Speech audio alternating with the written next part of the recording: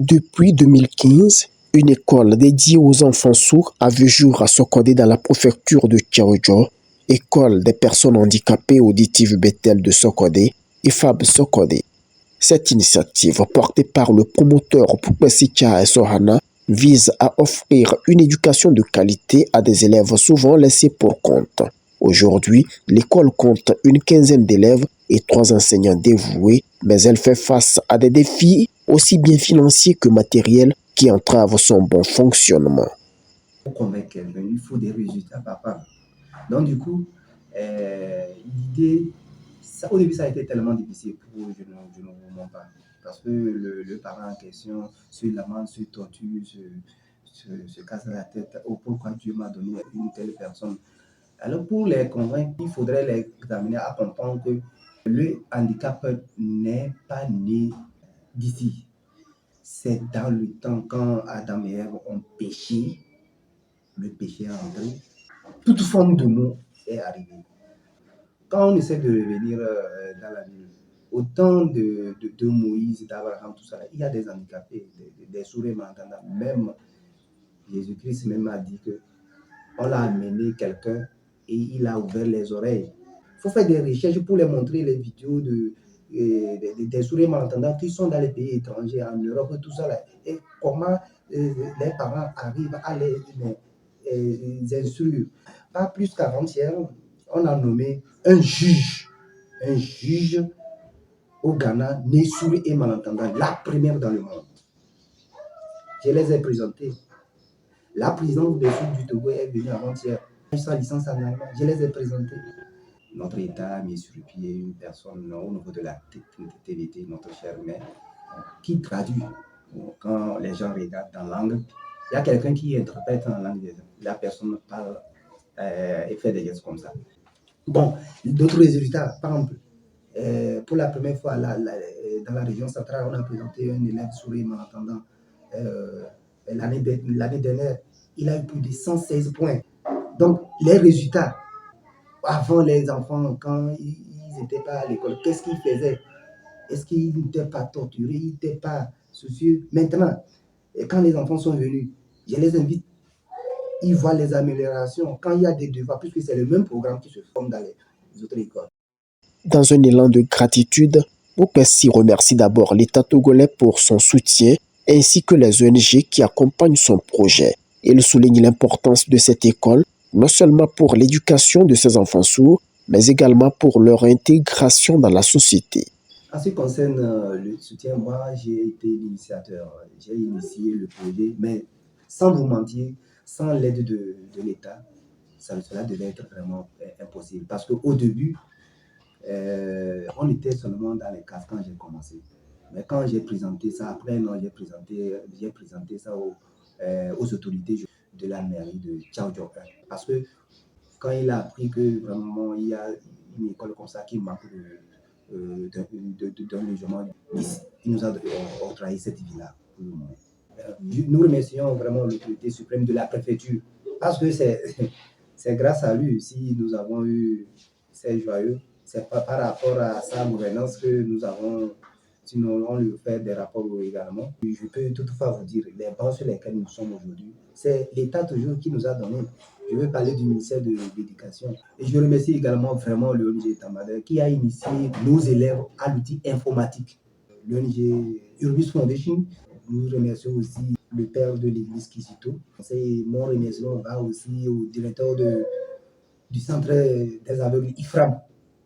L'école représente un espace où ces enfants peuvent apprendre à s'épanouir et développer leurs compétences malgré les obstacles liés à leur handicap. Cependant, la réalité est tout autre. Récemment, une élève de cette école a réussi à son CPD, mais faute de conditions adéquates, elle n'a pas pu poursuivre ses études. Elle lance un appel désespéré aux bonnes volontés pour l'aider à réaliser son rêve éducatif. J'ai le CPD cette année et manque de moyens et d'acceptation dans un collège. Je suis resté toujours à l'école et FAB. Donc, je demande aux autorités du pays de faire tout afin que l'année prochaine, un collège à ce côté puisse m'accepter. J'ai le désir, je suis intelligent comme les autres enfants qu'ils entendent, mais est-ce parce que je suis sourd et certaines choses m'empêchent d'évoluer? Je suis intelligent, je peux faire comme les autres élèves.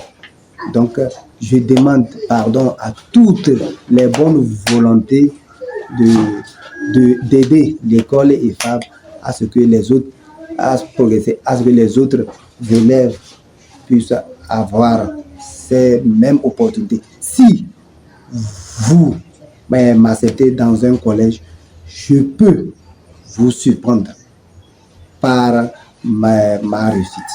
Merci beaucoup. Face à cette tâche bénévole qui demande beaucoup de patience, les enseignants sont bien passionnés par leur mission. Au début, vraiment, ce n'était pas facile pour moi.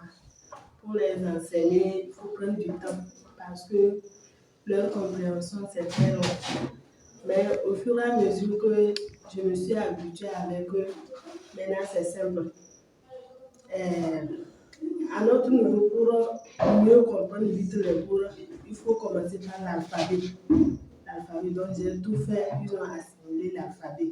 Avec l'alphabet, quand tu dis tout à l'heure qu'ils n'ont qu'à écrire un mot, ils écrivent ça facilement. Et ils arrivent aussi à signer le mot. Et la compréhension, c'est facile. Ils peuvent aller loin, parce que parfois, ils me donnent. Ils répondent à certaines questions que je ne m'attends même pas. Pour subvenir aux besoins de sa famille, M. Poukwesi est contraint de travailler comme taxi-moto.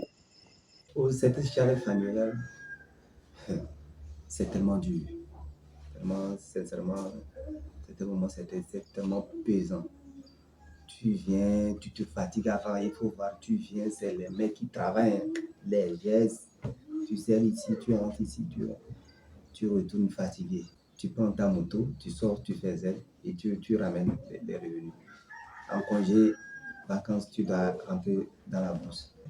C'est un sacerdoce, c'est un sacrifice que je dois faire pour ces enfants. Parce que quelqu'un doit faire ça. Et ce quelqu'un, je me dis que ça doit être moi. Selon lui, la demande pour l'éducation des enfants sourds est forte, mais les infrastructures actuelles ne permettent pas d'accueillir tous ceux qui souhaitent bénéficier de cette éducation. M. Poukwesi rêve d'un immeuble où ses enfants pourraient être hébergés, mais les ressources manquent cruellement. Le premier besoin auquel j'appelle, c'est que nous manquons de la finance afin de mettre sur pied le personnel.